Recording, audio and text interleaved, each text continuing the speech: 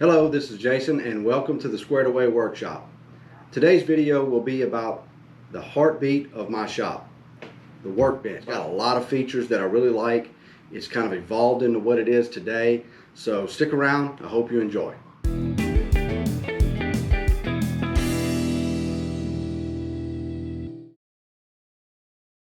So as you can see, my workbench sits in the middle of my shop and it's where I do all of my work. It's actually the first thing that I ever built in my shop.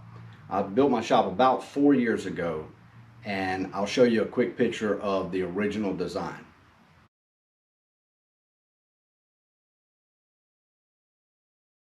Originally, I had a small Ryobi table saw built into the table, and the table served as an outfeed for that saw.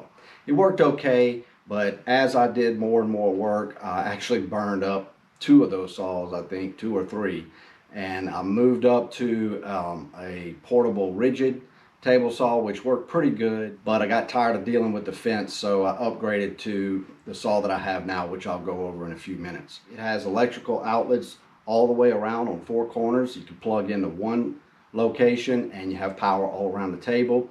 It has its own dust collection system and many other features that we'll go over. So here's the dust collection system.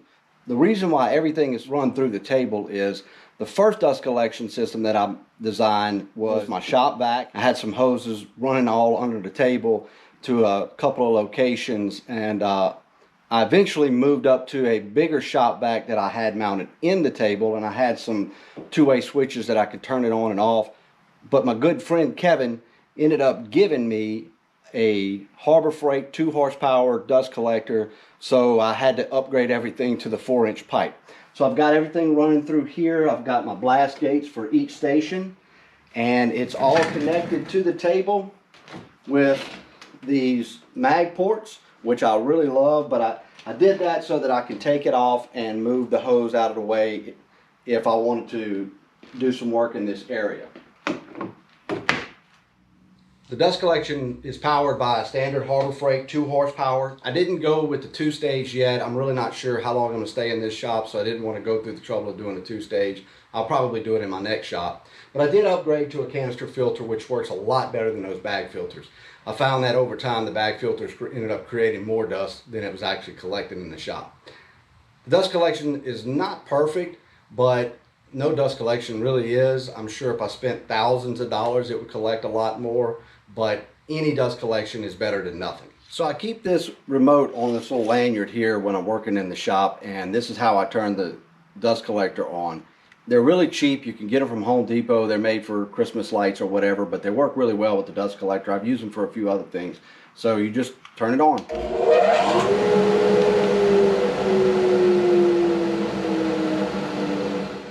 There you go. If you don't have this for your dust collector, you're missing out. It's 10 bucks. Can't beat that. So let's go over the different stations for the dust collection on the table. So here's the downdraft table. It's really not much to it. It's just a box on the inside. I put sort of a hopper in here. I've got 2 ports in here. I actually drilled every one of these holes by hand. I think there's 417 if I'm not mistaken. I just did it with a Forstner bit. Took a long time. It's really good therapy, but I really like it. I do all of my sanding here, and it draws not all of the dust, but most of the dust down in here, or if I'm doing any routing or anything like that. The other thing that I use it for, I kind of came up with this afterwards, is I took some clamps and put these little dowel rods on the bottom, and I use it for a clamping station, so that really works out good. I take these and I store them down below, which you see here. I just keep them in this little section here. I also keep some cutoffs under here. I use them to drill and whatever. And I keep this here so I can put that on top of the table to secure something while I'm sanding it so it doesn't move around. Here's where I keep my table saw. It's also got a mag port. The reason why I did that is because my table saw is on casters, so if I ever want to move the table saw, all I got to do is disconnect it and plug it right back in. And here is the sanding port. So this fits into the end of my sander, and I just switch that over, plug it into my sander, and I also will sand on top of the downdraft table. I can't run them both at the same time because I lose a lot of power, but sometimes I really don't even use this. A lot of times the downdraft table does a good enough job of collecting the dust while I sand. So most of my storage is on this side of the table. I keep a socket set here. This is for all my sanding equipment. It's got sanding pads, just whatever I need for sanding. All of my glue is here. In this drawer, I just keep a bunch of blocks of wood that I put up on the table for when I'm painting or sanding or whatever. Those always come in handy. I'm not really sure what I want to put here or in this area here. If you have any good ideas, let me know in the comments. So I just built this the other night. I've been wanting to build something like this for a while. This was my first attempt. Not really sure what you call it, but I've got this little thing here, which you see here. This just pulls up and keeps it from falling. But this is where I store the hose for the auxiliary port.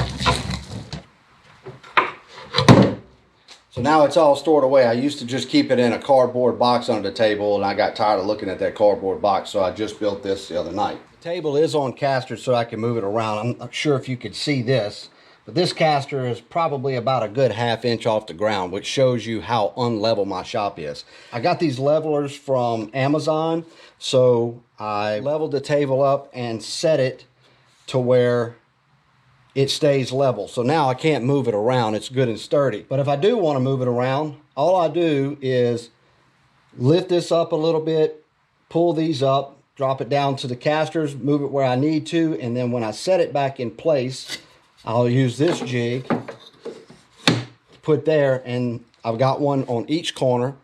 So when I set the table back up, all I got to do is lift it up to where this is touching the floor. I don't have to bring the levels out every time.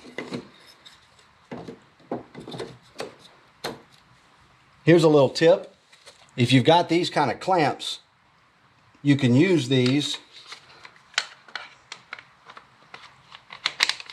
If you flip that around, you can use these sort of as a jack. And this is what I use to lift the table. You don't have to lift it up too far, just enough to get some pressure off of here so you can unscrew these and drop it down to the casters. So at this end of the table, I have all of my squares. Each one of them are held on by magnets, as you see here, except for the aluminum ones that just sit in place here. But these also have magnets. This is the sanding port that we talked about earlier.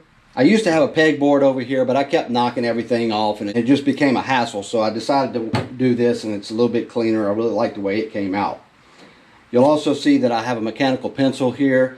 I had these all over my table on several different stations. I just Velcro them to the side because I use them all the time.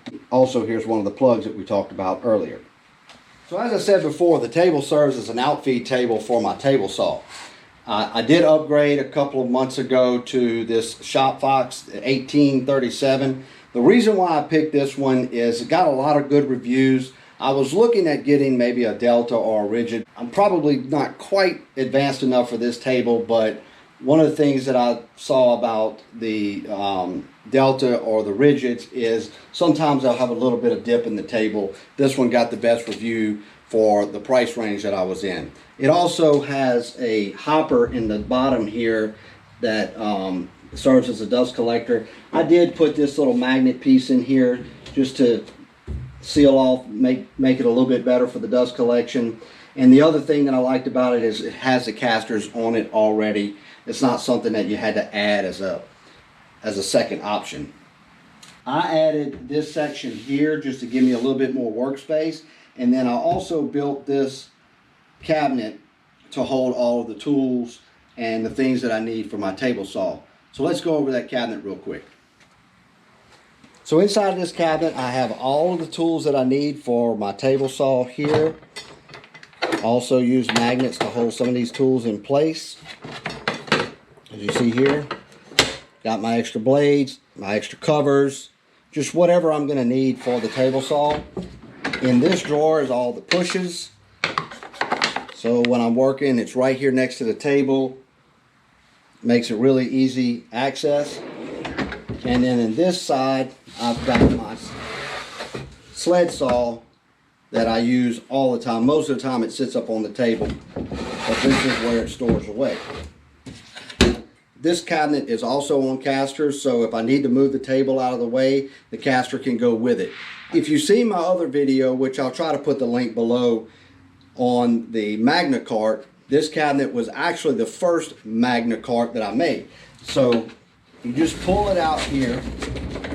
I've got magnets connected to the back here, and then there's a metal plate up under there that when I push the cart in, these magnets will connect to and it'll hold it in place.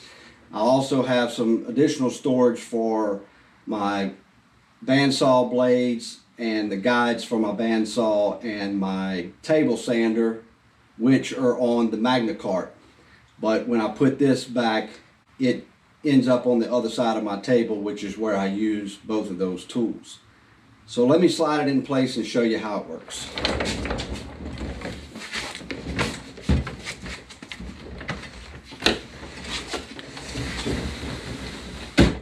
And there you go. As you can see, it's pretty sturdy.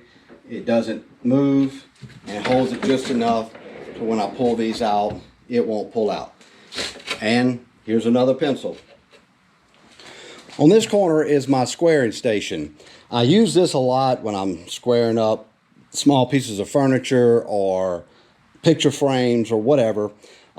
All the way around my table, I do have a 2-inch hangover so I can use it for clamping, and it really comes in handy in this section here. This is the second one that I've done. The first one, I did not put this groove in here, which if you're going to do a square station like this, I highly recommend routing down this edge here so that when sawdust and all that gets in, it doesn't mess your square up. If you're wondering why I have this little notch right here, that is for my nail gun, so that if I have a picture frame that I've got to nail something a little bit lower, my nail gun will fit right there in that little slot. So highly recommend a squaring station for any workbench. You'll use it more than you ever think you will. So as I said before, the top is MDF. I use this because it's got a really smooth surface, but I can tear it up, paint it. I write on it all the time. I don't really do anything to protect it from the glue because when it gets worn down or a little bit too messy, I just take it off, go to Home Depot, get another one, and put it back on. The first top that I put on here was held on from the bottom of the table with some L brackets. That was a real hassle to get it off, so I decided to just countersink some screws into the top, and that way I could just unscrew it and take it off when I need to. So that's my table. I hope you enjoyed this video. I don't have any plans for this table. I've been asked that a few times. Honestly, I really don't even know how to even start making the plans. So if anybody's got an idea or recommendation on how I can make some plans for this table, let me know in the comments below. It's kind of hard for me to make a plan because honestly, this build never ends. As you can see, I still have a lot of room to put more storage. So anyway, I hope you enjoy. All right, check you later. Bye.